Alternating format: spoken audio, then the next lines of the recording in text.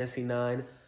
I love the cast. I love how, unlike many games in the series, at least like half the cast is really young. Like, who are the characters that aren't teenagers? Steiner's an adult man. Amaranth's an adult. I assume Freya and Zidane are around the same age, right? Kina, I don't know how old Kina is. I believe everybody else is a kid. I'm talking about like members of the main party, not like Beatrix. Everybody's like kind of in that same like teenager range. Like Vivi's technically like barely a year old. Aiko's like 6. You'd think that would make the game really childish and boring, but this game has some really dark themes. And I just really loved how this game both has a lighthearted overall tone, but some really dark moments. Because Final Fantasy VIII, I loved 8, but every character felt very kind of samey. I don't want to say samey, but, well, spoilers for 8.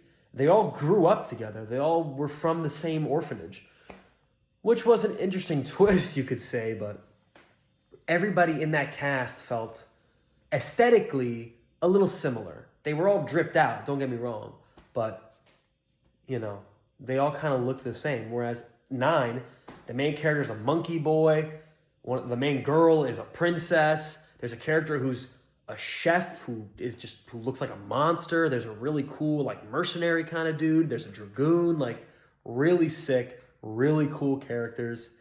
And I just love the aesthetic. And I love how, like I said, the main cast, they're so like, when they interact and they're talking, it's so light, it's so fun, it's just so cute.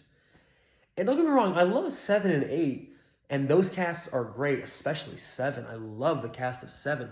But I feel like with those games, the conflict was